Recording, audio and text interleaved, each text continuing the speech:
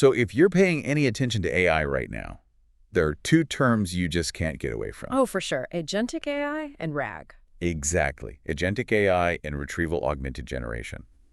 And the hype is, it's pretty big, but it feels like it's built on these really narrow ideas, you know? I think so too. Like agentic AI is just for writing code, or that RAG is this magic bullet that just fixes everything. Right, when the real story is much more interesting. So that's our mission for this deep dive. Yeah. What do these things actually mean? And more importantly, how do they fit together? It's a partnership. And that's what I think most people miss. They're not competing ideas. Okay, so let's start with agentic AI. We're talking about something way beyond a smart chatbot here. What makes it different? Well, the key is this idea of an operational loop. Think of it like a cycle. The agents, and you can have multiple agents, they perceive their environment. They look around, basically. Exactly. They look around, they consult their memory, then they reason about what to do, and then they act. They actually execute a task. And then they see what happened. And then they observe the outcome, and the loop starts again. It's all about taking action at the application level with, minimal human hand-holding. So it's not just generating text. It's making a choice and then doing something in the real world, or at least in a digital one. How does it do that? It's a great question. It uses something called tool calling. Basically, it's giving the agent the ability to use an API or talk to another service. So it can actually interact with other software. Precisely. That's why the coding agent example is so powerful. It's not just one co-pilot. It's like you have this whole little dev team. Right. An architect agent plans the feature, then maybe an implementer writes the code. And a reviewer agent runs the tests. The human's role just totally shifts. You're not playing the instrument anymore. You're the conductor of the orchestra.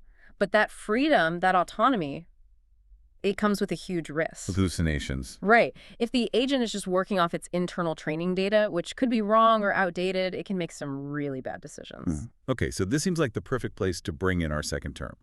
How do we ground these agents in reality? Give them some facts to work with. And that is exactly where Retrieval Augmented Generation, or RAG, comes in. It's the agent's reliable external brain. An external brain. I Yeah. like that. So how does it work? It's basically a two-phase process. First, there's the offline part. This is where you prepare your knowledge. You take your documents, PDFs, whatever you have, and you break them into smaller chunks. And you can't just, dump a messy PDF in there, can you? Oh, definitely not. Garbage in, garbage out. You need good data curation. Convert things to a machine-readable format like Markdown. Add metadata. It's crucial. Okay, so you've got your clean chunk data. Then what? Then you create what are called vector embeddings for each chunk and store them in a vector database. It's like creating a super searchable index of all your knowledge. And that's all done beforehand. So what happens when I, the user, actually ask a question? That's the online phase.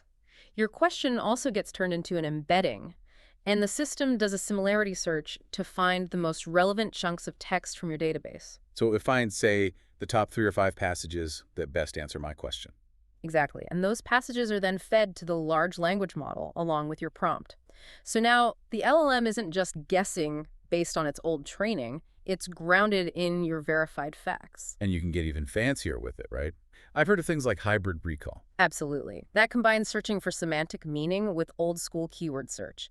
You can also re-rank the results to make sure the LLM gets the most coherent, useful information possible. So it's really clear they're complementary.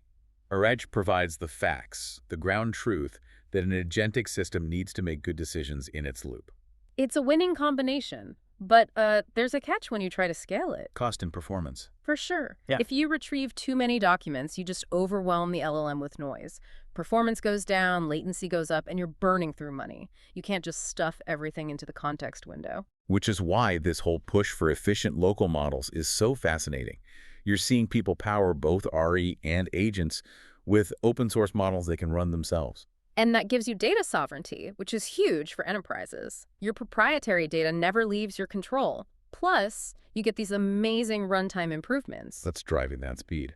A lot of it comes down to architectural tricks, Yeah. like KV cache, key value cache. It lets the model remember and reuse calculations for tokens it's already seen in a conversation. So it doesn't have to start from scratch every single time. Exactly. It makes things dramatically faster and cheaper. It's a game changer for latency. It really feels like this blend of agentic reasoning and RA's grounded knowledge is becoming, well, not optional anymore. It's just essential infrastructure. I completely agree. Which brings us to a final thought for you to take away. With this new focus on local models, on data sovereignty, and these runtime optimizations like KV cache, how might that ability to really fine-tune performance and keep data on-premise, how might that change which AI applications big companies decide to build first?